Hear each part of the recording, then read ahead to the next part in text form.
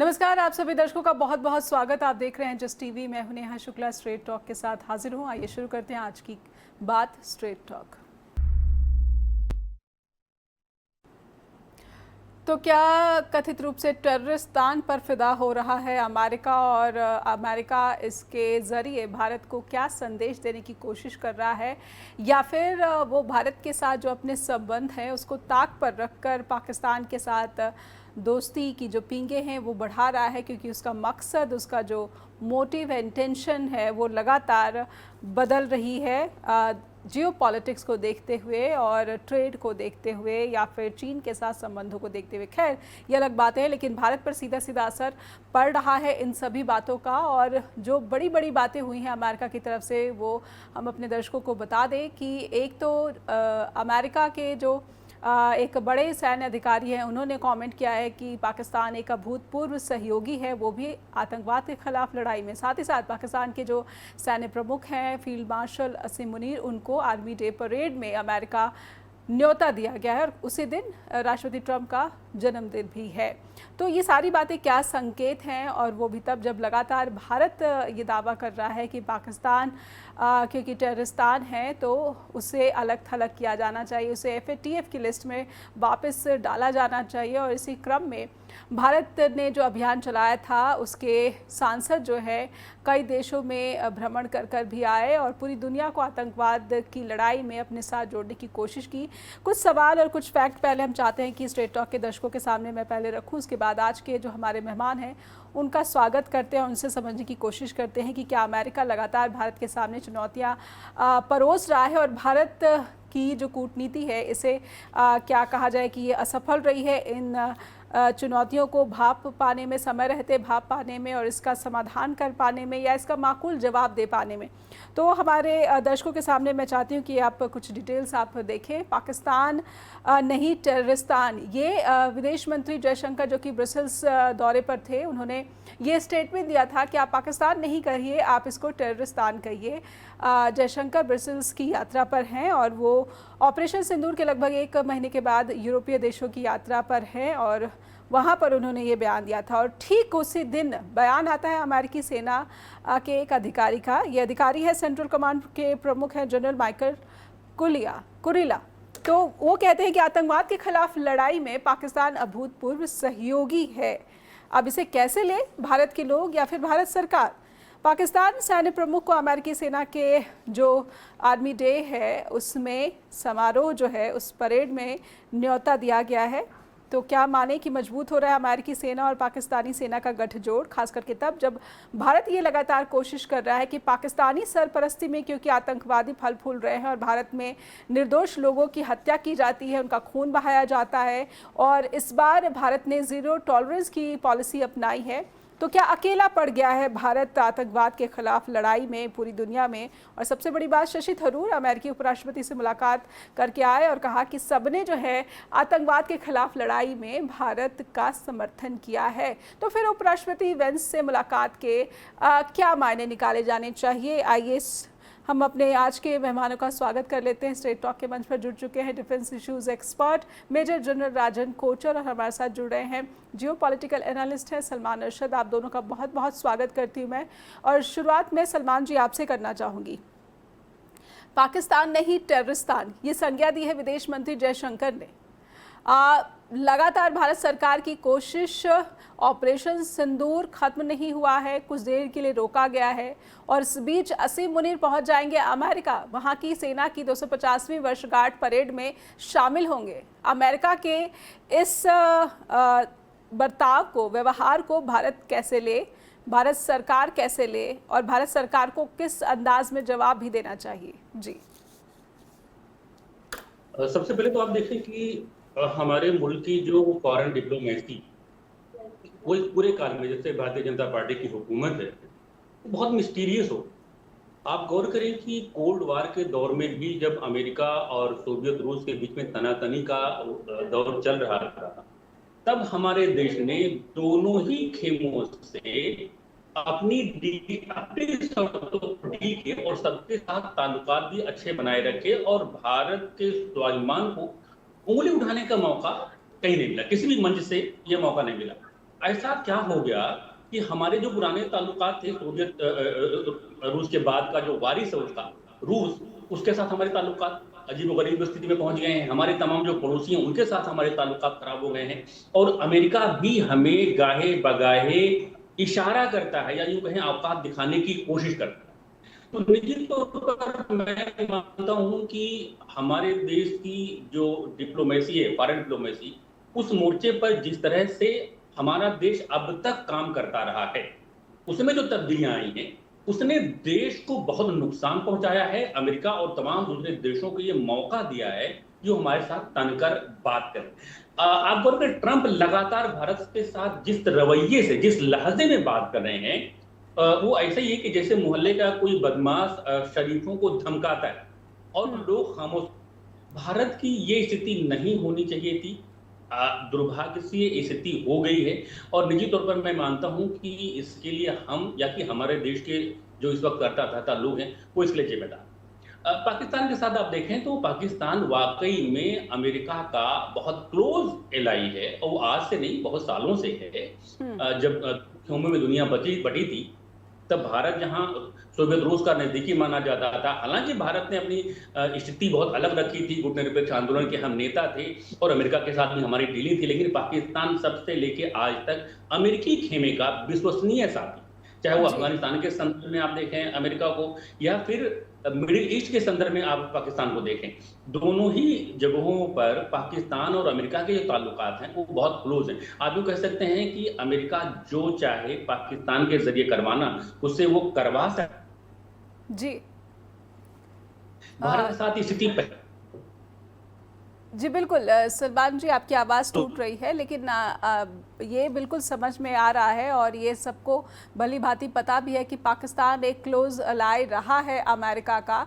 अमेरिकी सेना का ये कहना कि आतंकवाद के खिलाफ लड़ाई में पाकिस्तान अभूतपूर्व सहयोगी रहा है, और ये एक सवाल इसलिए भी इस वक्त बड़ा हो जाता है क्योंकि भारत पाकिस्तान के खिलाफ मोर्चा खोलकर दुनिया के सामने खड़ा है, आतंकवाद की लड़ाई का हवाला दे रहा है, लेकिन उसके इस अभियान को, उसकी इस मुखालफत को या फिर लड़ाई को दूसरे देशों को तो छोड़ दीजिए, अमेरिका ही बार बार जो है कहीं ना कहीं उसे बिल्कुल सतही तौर पर नज़रअंदाज किया जा रहा है। हमारे साथ मेजर जनरल कोचर भी हैं।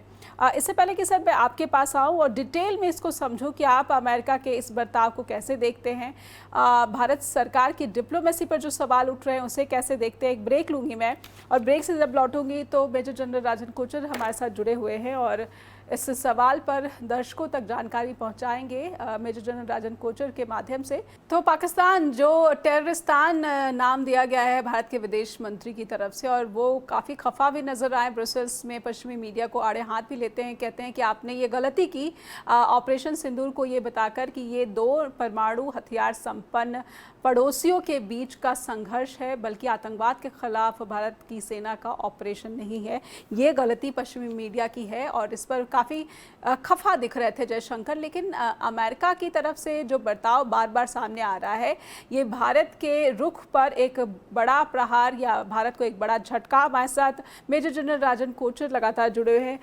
राजन सर, मैं आपसे समझना चाहती हूँ, असीम मुनीर का पहुँच जाना अमेरिका, और वो भी सिर्फ 1-2 दिन पहले, मुझे लगता है कि 15 जून को प्रधानमंत्री नरेंद्र मोदी G7 में कनाडा में जब पहुंचेंगे तो वहां पर ट्रंप से भी मुलाकात करेंगे, और उससे पहले ही पाकिस्तानी सेना प्रमुख का अमेरिका में मौजूद होना, आप इसे कैसे देख रहे हैं? भारत का जो अभियान है आतंकवाद के खिलाफ, इसमें भारत को एक बड़ा झटका अमेरिका की तरफ से? नेहा जी, आई थिंक एक इस पूरे डिस्कशन को पूरे एक पर्सपेक्टिव में आपको लेना पड़ेगा, और आपको थोड़ा हिस्ट्री में भी जाना पड़ेगा, और आपको पहले भी देखना पड़ेगा, क्योंकि मैं फौज में 40 साल रहा हूं, तो मैं आपको बता सकता हूं कि पाकिस्तान आर्मी और US आर्मी का बहुत गहरा रिश्ता है, और वो आज और कल का रिश्ता नहीं है। जो लोग समझते हैं कि वो ये इस गवर्नमेंट के टाइम है, उस गवर्नमेंट के टाइम, इसमें गवर्नमेंट का कोई रोल नहीं है। पाकिस्तान की जो पॉलिटिकल इस्टेब्लिशमेंट है वो US की पॉलिटिकल इस्टेब्लिशमेंट के साथ कभी भी क्लोज नहीं होती है।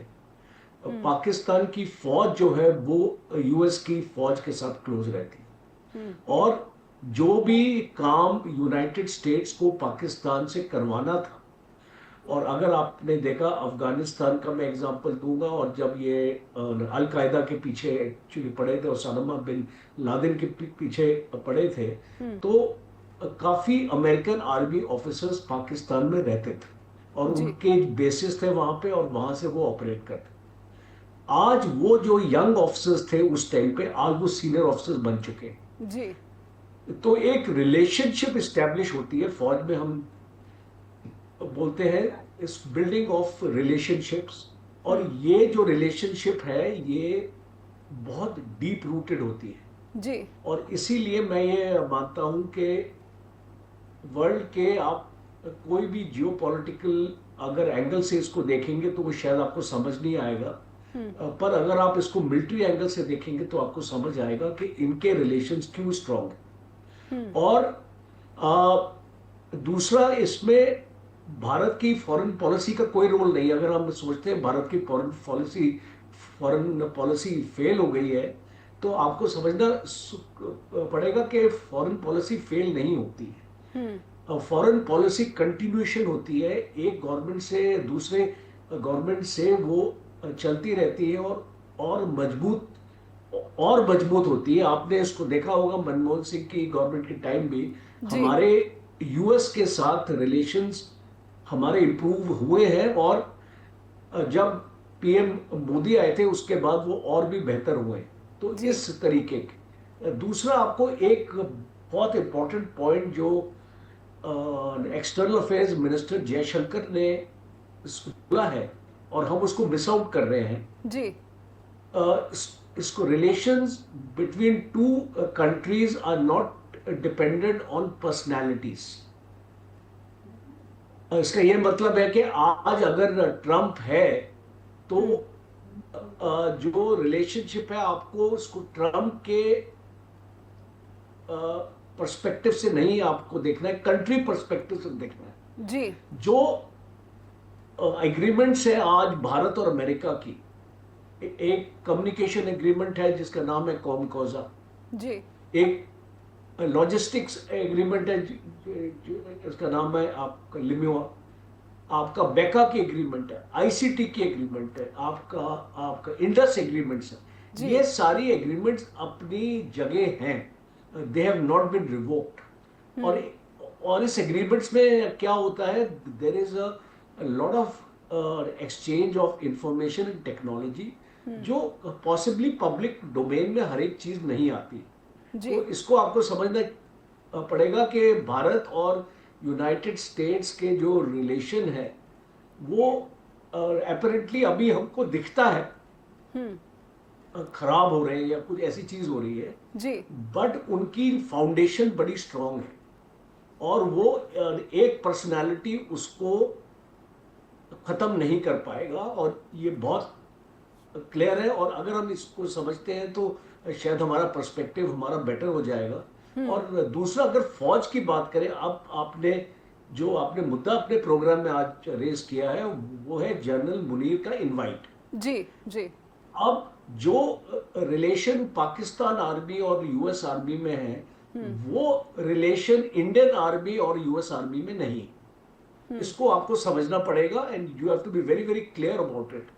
और that is why we see always a preferential treatment जब पाकिस्तान आर्मी की आती है। आपने इसको देखा कि F-16 के बाइडेन एडमिनिस्ट्रेशन के टाइम पे F-16 के स्पेयर्स और उसका जो मेंटेनेंस सपोर्ट अमेरिका से आया था पाकिस्तान को, फंड्स भी अलॉट हुए थे। तो इसका ये मतलब है कि पॉलिसी जो यूनाइटेड स्टेट्स की है वो ट्रम्प के आने के बाद नहीं चेंज हुई है as far as Pakistan is concern.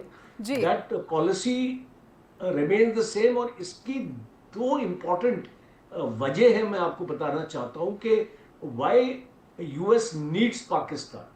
Ji, first important वजह यह है कि US has left Afghanistan, but उसका इंटरेस्ट अभी भी अफगानिस्तान में है जी, बिकॉज अभी अफगानिस्तान में चाइना इनरोड्स कर रहा है। बगराम एयरफील्ड जो है वो आज चाइना के कंट्रोल में जाता दिखाई दे रहा है, and US wants to exert some influence of Afghanistan, तो वो इसको होने नहीं देगा। और जिस तरीके से इंडस्ट्री माइनिंग हो रही है, चाइनीज लोग अफगानिस्तान में आके माइनिंग कर रहे हैं, मिनरल्स हैं, रेयर अर्थ मटेरियल्स हैं, you that is actually one. Second is Baluchistan and Khyber Pakhtunkhwa are जी। two areas जहाँ पे बहुत मिनरल एलिमेंट है और बहुत पोटेंशियल है, जो यूनाइटेड स्टेट्स को दिखाई देता है ये पोटेंशियल।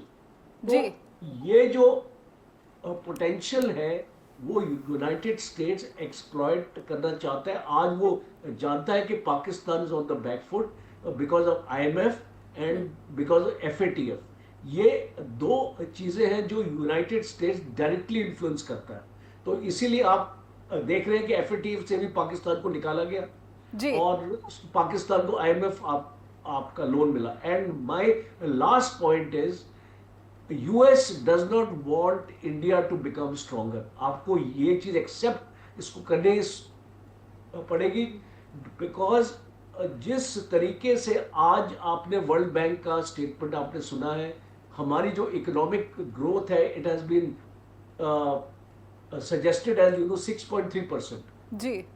इसका ये मतलब है कि आज कोई भी वर्ल्ड की इकोनॉमी नहीं है जो हमारी इकोनॉमिक ग्रोथ से आगे है। जी। United States is between 3 to 4% and so is China. तो भारत का जो एमर्जेंस है एक स्ट्रॉन्ग इकोनॉमिक नेशन का, वो अमेरिका उसको कभी होने नहीं देगा। और ये एक ग्राउंड रियलिटी हमको अंडरस्टैंड हमको करनी पड़ेगी।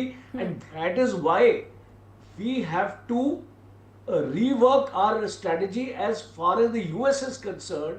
हमको ब्लाइंडली एक US के ट्रैप में नहीं पड़ना है, क्योंकि आज आपको यूनाइटेड स्टेट्स टेक्नोलॉजी नहीं दे रहा है। आपका जो जेट एयर इंजन है 414 और 404 वो आज तक आपको मिला नहीं है, 1.5 साल डिले चल रहा है उसमें। जी। कोई भी मिलिट्री इक्विपमेंट जिसका ऑर्डर आपने यूनाइटेड स्टेट्स को प्लेस किया है वो उसको मटेरियलाइज नहीं हो रहा है। तो you have to look at your foreign policy and not fall into the trap of United States, because at the end of the day United States is nobody's friend and इसको समझना पड़ेगा। और आपको अपने जो अलायंसेस उसी हिसाब से आपको वर्कआउट करने पड़ेंगे। या आपको रशिया के साथ जाना पड़ेगा, या आपको फ्रांस के साथ आपको टेक्नोलॉजी लेनी है, आपको टेक्नोलॉजी पार्टनरशिप करनी पड़ेगी, और आपको जॉइंट वेंचर्स लेके भारत में आना चाहिए। बिकॉज आपका आत्मनिर्भर आज खाली पेपर पर है, ग्राउंड में। बिकॉज मैं एसोसिएटेड हूँ उस आत्मनिर्भर के साथ, और मैं काफी फोरम अटेंड करता हूँ दिल्ली में। अभी एक उसको 19 तारीख को PSU का सेमिनार है नेशनल, तो वहां पे बहुत चीज साफ है कि हमारा जो आत्मनिर्भर भारत है वो टेक ऑफ नहीं हो रहा है। और वो क्यों नहीं हो रहा है? बिकॉज हमारा जो मैन्युफैक्चरिंग इकोसिस्टम है देश में वो नहीं है। आज 15% GDP आपका मैन्युफैक्चरिंग सेक्टर कंट्रीब्यूट करता है खाली। चाइना का 38% मैन्युफैक्चरिंग सेक्टर GDP करता है। China exports to 150 countries. So we are nowhere on that horizon right now, and we have to work on that, and it's a work in progress. काम हो रहा है, गवर्नमेंट अपनी कोशिश कर रही है। There are so many problems within the country, and I think we'll all have to work towards that. बिल्कुल बिल्कुल। जो बिंदुएं आपने रखी हैं, यहाँ पर बिंदु रखे हैं, पॉइंट्स रखे हैं, वो खुद में जो है बहुत ही गंभीर हैं। लेकिन जब मैं भारत सरकार की पॉलिसी के जो ट्रांसपेरेंसी की बात देखती हूँ, या फिर अमेरिका की पॉलिसी की ट्रांसपेरेंसी की बात देखती हूँ, तो कहीं ना कहीं अमेरिकी पॉलिसी में ट्रांसपेरेंसी तो दिखती है, लेकिन इंडियन पॉलिसी में वो ट्रांसपेरेंसी नदारद दिखती है। जब हॉवर्ड लुटनिक, जो कि US के कॉमर्स मिनिस्टर हैं, वो कहते हैं कि भारत का वो रवैया जिसमें ब्रिक्स में डॉलराइजेशन की बात करना और रूस से हथियार खरीदना, एक कॉमर्स मिनिस्टर अगर डिफेंस मामलों में स्टेटमेंट दे रहा है कि भारत का ये रवैया हमें पसंद नहीं है, तो क्या भारत सरकार की तरफ से या फिर भारत की जो डिप्लोमेसी है वो इस लैंग्वेज का इस्तेमाल नहीं कर सकती? नहीं कर सकती तो क्यों नहीं कर सकती? क्या ट्रांसपेरेंसी होनी चाहिए, या फिर ये जो डिप्लोमेसी है ये क्लोज डोर डिप्लोमेसी ही ज़्यादा असरदार होती है? तो फिर शशि थरूर वहाँ पर करने क्या गए थे, सवाल पूछे जाने चाहिए, क्योंकि भारी भरकम जो खर्च है वो इन सांसदों को अन्य देशों में भेजने का जो है वो उठाया गया है, और सब भारत की जनता के टैक्स के पैसों से। ये सवाल इसीलिए जनता के हैं और हम इनको समझने की कोशिश को आगे बढ़ाएंगे। हम समझने की कोशिश कर रहे हैं कि भारत और अमेरिका के बीच संबंध जो हैं वो क्या पाकिस्तान को लेकर किसी तरह के सवालों में घिरे हुए दिख रहे हैं, और भारत सरकार का जो पूरा मौन है वो क्या कहता है।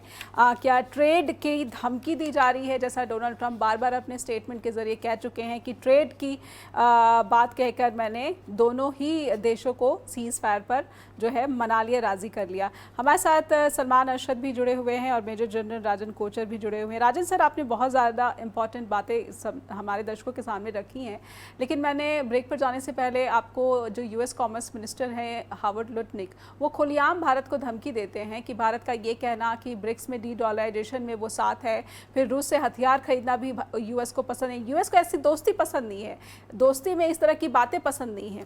तो यूएस को जिस तरीके की दोस्ती पसंद नहीं है और फिर भी भारत की तरफ से बिल्कुल टोटली खामोश हो जाना, मौन हो जाना, क्या ये डिप्लोमेसी मानी जा सकती है? मैं ये सवाल पहले सलमान जी से समझना चाहती हूँ। सलमान जी, फिर क्या माने कि भारत की लड़ाई जो है आतंकवाद के खिलाफ, उसमें भारत अकेला है?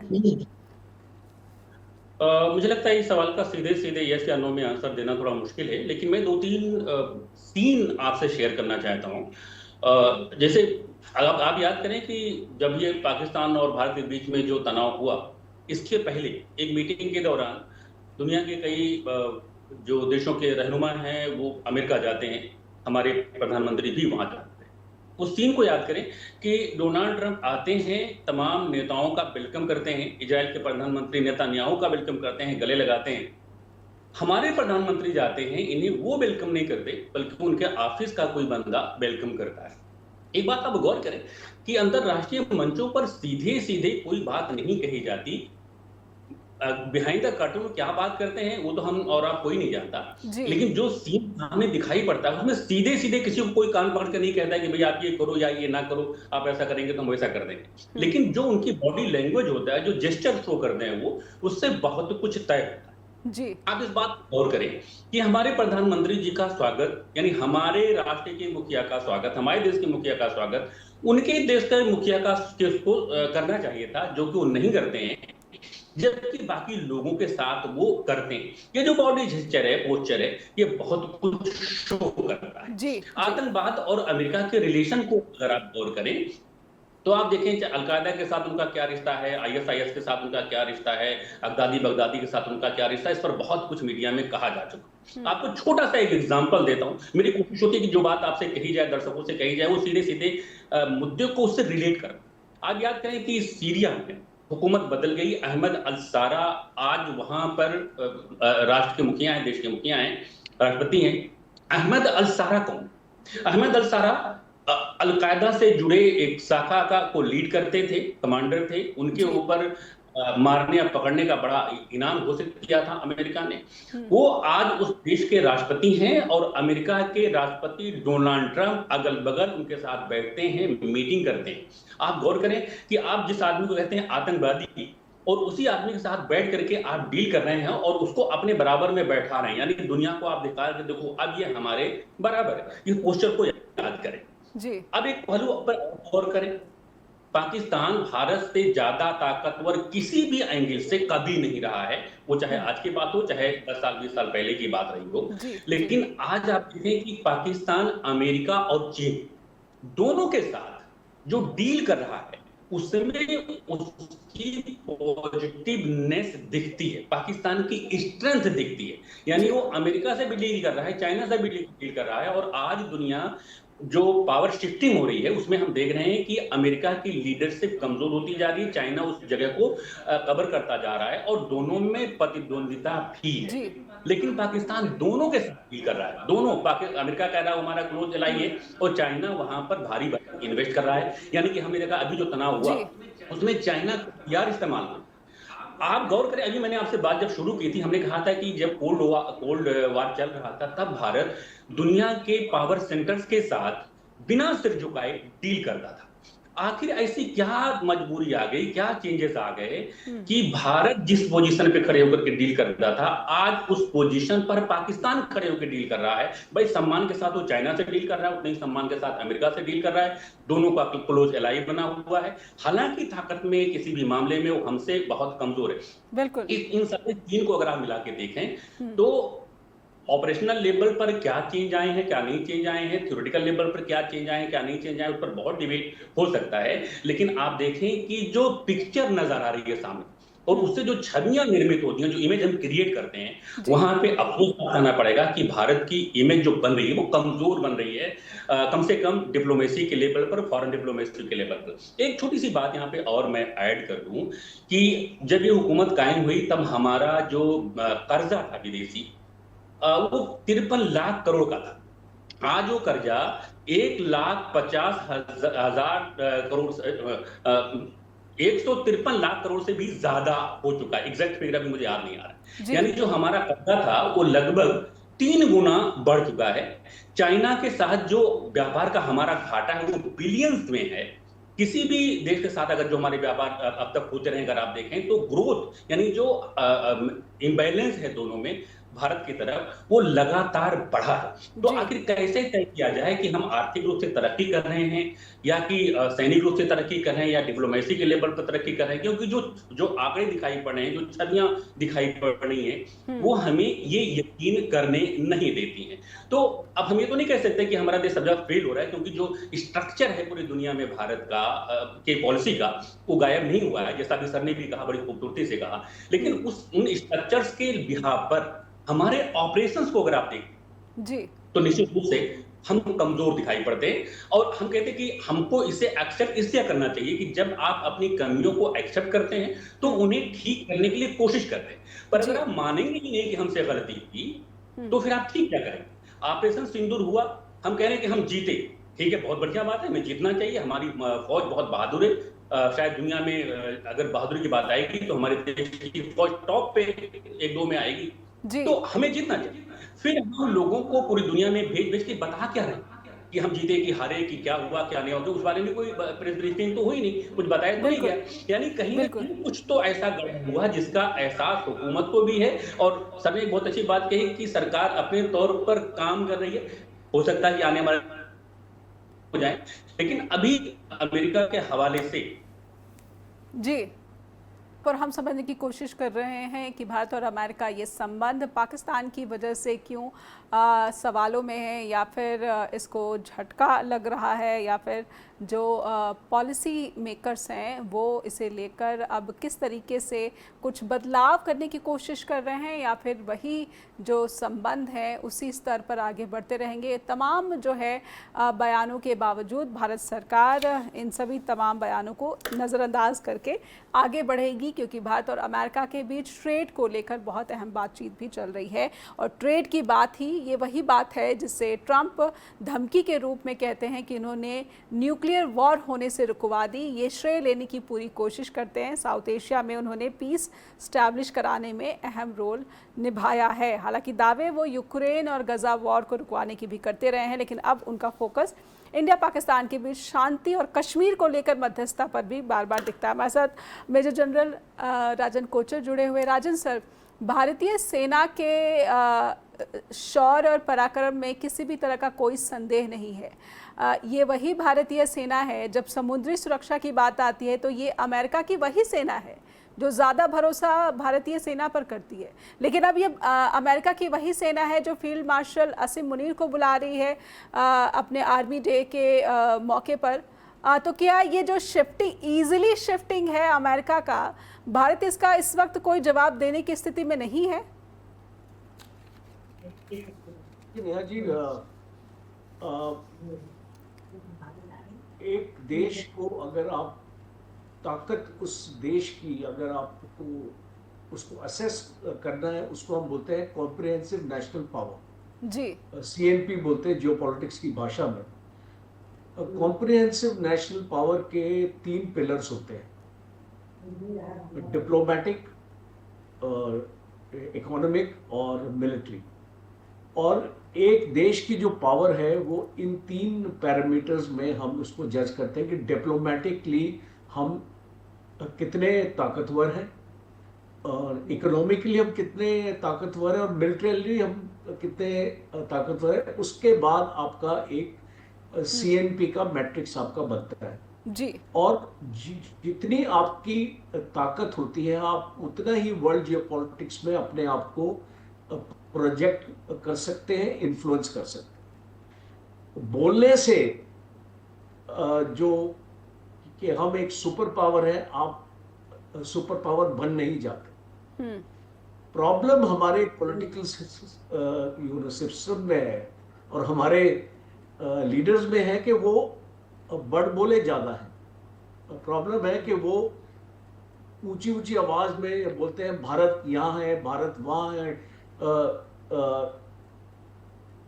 जो 5 ट्रिलियन इकोनॉमी और 3rd largest economic power in the world and all these things, हम सुनते हैं ये चीजें। और आप पार्लियामेंट में भी आके चाइना को चुनौती देते हैं, उसको बोलते हैं हम आपसे अक्साई चीन वापस ले लेंगे। ये सारी जो स्टेटमेंट्स हैं ये आपके अगेंस्ट जाती हैं। अल्टीमेटली जो आपकी रिलेशनशिप बिल्डिंग होती है देशों के साथ, ये आपके जो रिलेशंस खराब करती है उन देशों के साथ। और स्पेशली जब आप डिपेंडेंट हो उन देश के साथ। अगर मैं आपको एग्जांपल दूं, और डॉक्टर सलमान ने भी इसके बारे में जिक्र किया था, चाइना के साथ हमारा जो ट्रेड डेफिसिट है, it is more than $130 billion. जी। अब कल अगर चाइना के साथ आप अपनी इकोनॉमी को बंद कर देंगे तो आपकी इकोनॉमी ज्यादा देर तक सरवाइव नहीं कर पाएगी। क्योंकि आज अगर प्राइम मिनिस्टर एक फोरम में आके बोलते हैं कि बाहर की चीजें मत खरीदो, जी, तो मुझे एक चीज बताओ आप, अगर हम बाहर की चीज क्यों खरीदते हैं? क्योंकि वो चीज हमारे भारत में अवेलेबल नहीं है, 1। जी। 2, उस टाइप की क्वालिटी हमको नहीं मिलती है, और 3, उस टाइप की प्राइस हमको नहीं मिलती है। एक गरीब आदमी और एक मिडिल इनकम का आदमी, वो जब उसके सामने चॉइस आप रखते हो 3 आइटम को उसको लेने के लिए, तो वो सस्ता और टिकाऊ आइटम क्यों नहीं खरीदेगा? मुझे आप बताएं। जी, बिल्कुल। तो आपको ये समझना पड़ेगा कि आप अपने आप को अंदर से जब तक मजबूत नहीं करेंगे, आप अपने लोगों को फोर्स करके उनको बोलो कि आप भारत का सामान लो, आप उसको बनाओ तो सही भारत में, और उस क्वालिटी का और उस प्राइस का आप उसको बनाओ तो हम आपको लेंगे। जी। अब आप जितने भी आपके व्यापारी हैं, और मैं स्टेट्स का नाम नहीं लूंगा, मैक्सिमम 2-3 स्टेट्स हैं जो सबसे ज्यादा चाइना पे डिपेंडेंट है। चाइना की जो सामान आता है, रॉ मटेरियल आता है, सब कुछ आता है, आपकी दवाइयां तक। एक छोटी सी दवाई है पैरासिटामोल, आपका जो उसका इंग्रेडिएंट्स है, जो वो सारे आपके चाइना से आते हैं, यहाँ पे मैन्युफैक्चर होते हैं। जी। जी। जब आपके पास इतना दम नहीं है, इतनी ताकत नहीं है, तो आप ललकारते क्यों हो, चुनौतियां क्यों देते हो, लोगों को उकसाते क्यों हो बाहर वाले देशों? प्रॉब्लम इंडिया की यही है। आज पाकिस्तान, क्यों लोग पाकिस्तान के पास जाते हैं? क्योंकि पाकिस्तान एक इसको आसानी से उनकी शर्तें, उनकी बातें, बिकॉज पाकिस्तान की इकोनॉमी तो कहीं नहीं है, और वो तो भीख मांगता फिर रहा है, तो उसको जहां से भी भीख मिलेगी वो लेगा, तो वो तो इस चिल्ला नहीं सकता जैसे हम चिल्ला रहे हैं। जी। तो आपको इस चीज का, इस बारीकी का भी आपको समझना पड़ेगा कि इसको रिलेशंस आपके, देखिए आपके पूरे नेबरहुड फर्स्ट पॉलिसी आपने बनाई। आज आप मुझे बताइए, आपके नेबरहुड में किसके साथ आपके अच्छे रिलेशन? बिल्कुल। ऐसे में नेपाल के साथ आपने खराब कर दिया। मेजर जनरल, मैं आपको रोक रही हूँ। मेजर जनरल, मैं आपको रोक रही हूँ, लेकिन एक सवाल मन में आता है और इसका उत्तर बहुत आवश्यक है दर्शकों तक पहुँचाया जाए। पाकिस्तान वो देश है जिसने चीन निर्मित हथियारों का, मिसाइल का इस्तेमाल किया भारत पर हमले के लिए, और इसका जो है अमेरिका को भी पता है। ये वही अमेरिका है जो रूस से हथियार खरीदने पर भारत को आंखें तरेरता है, पर ये वही अमेरिका है जो पाकिस्तान को कुछ नहीं कहता। वो चीन से बिल्कुल ही लाइफ लॉन्ग जो है दोस्ती निभा रहा है, उससे हथियार भी खरीद रहा है। तो क्या ये सारी शर्तें सिर्फ भारत के लिए, भारत इतना कमज़ोर, उसकी अर्थव्यवस्था इतनी मजबूत, उसकी भारतीय सेना इतनी मजबूत, उसकी ताकत में कोई कमी नहीं है, लेकिन क्या पक्ष नहीं रख पा रही भारत सरकार या फिर भारत के जो तमाम डिप्लोमेटिक चैनल्स हैं पक्ष नहीं रख पा रहे? फिर तो यही समझा जाए कि जब सैन्य संघर्ष हुआ भारत की सेना जीत गई, लेकिन उसके बाद जब शांति काल में जो कूटनीतिक जीत होनी चाहिए, कूटनीतिक सफलता होनी चाहिए, यहाँ पर हम बार बार मात खा रहे हैं। जी, समझना पड़ेगा, हमारी फॉरेन पॉलिसी है कि हम अपने सारे जो एग्स हैं वो एक बास्केट में नहीं डालते। एक स्ट्रेटेजिक ऑटोनॉमी की हमारी पॉलिसी है। रशिया के साथ हमारा 70% हमारा फौज का, Indian army, Indian air force, Indian navy का आप देखें तो 70% हमारा जो लेगेसी इक्विपमेंट है वो रशियन ओरिजिन का है। जी, रशिया के साथ हम अपने रिलेशन नहीं खराब कर सकते। और अगर अमेरिका ने बहुत कोशिश करी भारत को बोलने की कि आप रशिया का साथ छोड़ दो, आप हमारे साथ आ जाओ और हम आपकी हर एक जरूरत अपनी पूरी करेंगे, पर हम उसको एक्सेप्ट नहीं कर पाए। तो आपको समझना पड़ेगा कि हमारे आज कोई एलाई नहीं है, हम किसी के साथ अलायंस में नहीं है जी, खाली स्ट्रेटेजिक पार्टनरशिप्स में है। और वो स्ट्रेटेजिक पार्टनरशिप का ये मतलब नहीं है कि आप उनके साथ युद्ध लड़ेंगे। अगर क्वाड के अगर हम मेंबर हैं और अगर एक चुनौती आती है कि अमेरिका चाइना पे अटैक करता है तो भारत उसका हिस्सा नहीं बनेगा। जी, ये आपको समझना पड़ेगा। और अगर आप भी चाइना का और पाकिस्तान का कंपैरिजन करें तो पाकिस्तान और चाइना एलाय हैं एक दूसरे के, वो एक जुड़वा भाई की तरह काम कर रहे हैं। जो टेक्नोलॉजी चाइना के पास है वो पाकिस्तान को दे रहा है। जी, वो अपना जो इक्विपमेंट और कंट्रीज में एक्सपोर्ट नहीं करता है। अभी जो JF-35 फाइटर प्लेन जो आ रहा है पाकिस्तान के पास, बिल्कुल, वो चाइना किसी और को नहीं दे रहा है, वो खाली पाकिस्तान को दे रहे हैं। और वो क्यों दे रहा है? भारत को कमजोर करने के लिए, बिकॉज पाकिस्तान एक जरिया बन गया उसके लिए कि जो चाइना भारत के साथ नहीं कर सका वो पाकिस्तान के थ्रू वो करवा रहा है। और इसीलिए उसको पाकिस्तान की जरूरत है और इसीलिए वो दोनों एक्चुअली मिले हुए एक दूसरे के साथ।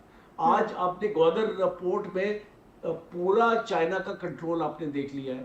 और आपकी जो सीपेक चल रहा है, बिकॉज भारत ने सीपेक का हिस्सा होने से मना कर दिया, BRI का हिस्सा होने से मना कर दिया, बट पाकिस्तान ने तो मना नहीं किया। बिल्कुल, तो एक ऐसी गहरी दोस्ती, इसलिए आपका क्वेश्चन कि अमेरिका पाकिस्तान की क्यों मदद कर रहा है जब चाइना भी उसके साथ जुड़ा हुआ है, बिकॉज अमेरिका जानता है कि वो पाकिस्तान और चाइना को अलग नहीं कर सकता है और उसको पाकिस्तान की जरूरत है आज। और इसीलिए कोई भी देश अगर दोस्ती करता है तो अपने नेशनल इंटरेस्ट के लिए करता है। उसको ये नहीं करता कि उसको मोदी अच्छा लगता है या बुरा लगता है, वो अपने नेशनल इंटरेस्ट के लिए करता है।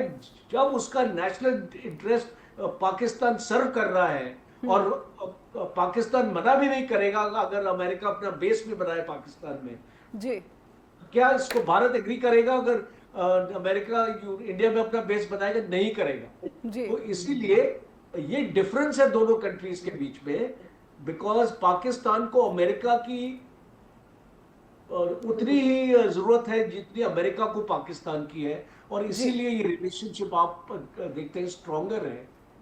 भारत एक स्ट्रेटेजिक ऑटोनॉमी अपना बना के चलता है, नॉन अलाइनमेंट तो दूर की बात हो गई। अभी एक स्ट्रेटेजिक ऑटोनॉमी का इसको मतलब है कि हम सबके साथ रिलेशंस रखना चाहते हैं, चाहे अमेरिका और रशिया के बीच में जो क्लैश है तो हम वी आर नॉट बॉदर्ड। आज चाइना के साथ भारत ने कॉम्प्रोमाइज किया है जी, बॉर्डर पे कॉम्प्रोमाइज किया है, और बिकॉज भारत को चाइना की जरूरत है और चाइना को भारत की जरूरत है, तो अभी दोनों ने डिसाइड किया है कि बॉर्डर का मामला अलग रखते हैं। क्योंकि पहले आपने इसको सुना होगा, जयशंकर की स्टेटमेंट थी कि border and trade can not go together. आज क्यों टुगेदर जा रहा है वो? क्योंकि आज आपकी सिचुएशन ऐसी आ गई है कि आपने बॉर्डर को अलग कर दिया और आप बोलते ठीक है हम ट्रेड करेंगे आपके साथ, और इसमें रशिया का बहुत बड़ा हाथ है, बिकॉज रशिया ने इंडिया को चाइना के साथ कॉम्प्रोमाइज करने के लिए मजबूर किया है, और आज हमारी स्थिति नहीं है, हमारे पास वो कॉम्प्रिहेंसिव नेशनल पावर नहीं है कि हम अपने रिलेशंस को डिक्टेट कर पाए, और इसीलिए अमेरिका के साथ भी हमको झुकना पड़ता है।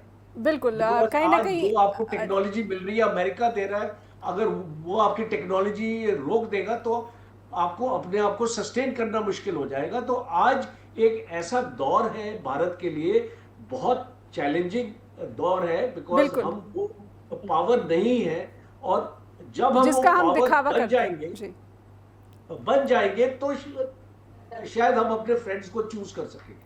बिल्कुल, बहुत बहुत धन्यवाद करना चाहूँगी मेजर जनरल आपका भी और सलमान जी आपका भी कि आपने समय दिया। लेकिन एक सवाल लगातार भारत के नागरिकों के सामने बना हुआ है कि भारत की डिप्लोमेसी अगर ज़्यादा सुदृढ़ और मजबूत दिखती तो कोई ना कोई ऑफिशियल स्टेटमेंट ज़रूर आता। कम से कम अमेरिकी सेना ने जिस तरीके से ये बयान दिया है कि आतंकवाद के खिलाफ लड़ाई में पाकिस्तान एक अभूतपूर्व सहयोगी है, तो क्या इसे अलग अलग तरीक़ों से माकूल जवाब नहीं दिया जा सकता है, या फिर व्यापार पर बातचीत हो रही है इसीलिए पूरी खामोशी है? बहुत दिलचस्प होगा जब G7 में प्रधानमंत्री नरेंद्र मोदी मिलेंगे और डोनाल्ड ट्रंप मिलेंगे और दुनिया के तमाम जो बड़े बड़े लीडर्स मिलेंगे, तो देखना दिलचस्प होगा कि ऑपरेशन सिंदूर जब फ़िलहाल अभी रोका गया है, ख़त्म नहीं है, तो फिर भारत की ताकत को पूरी दुनिया के ये जो बड़े बड़े नेता हैं वो कैसे लेते हैं, या फिर कहीं ना कहीं सिर्फ ट्रेड पर फोकस रहेगा और भारत का प्राइड, क्योंकि भारत की छवि और भारत एक लोकतांत्रिक देश है, इसीलिए इस तरह के बयानों पर एक जवाब, औपचारिक जवाब आना बहुत आवश्यक हो जाता है, क्योंकि चीन लगातार अमेरिका की तमाम मनमानियों पर माकूल जवाब दे रहा है। चीन क्योंकि समानांतर ताकत बनकर उभरा है और भारत अपनी ताकत का दावा तो करता है, लेकिन ये दावा जो है इन बयानों के प्रतिक्रिया स्वरूप सामने नहीं आ पाता है। फीडबैक भेजें info@hsbroadcasting.com और neha@hsbroadcasting.com पर भी जुड़े रहिए जिस टीवी पर। नमस्कार।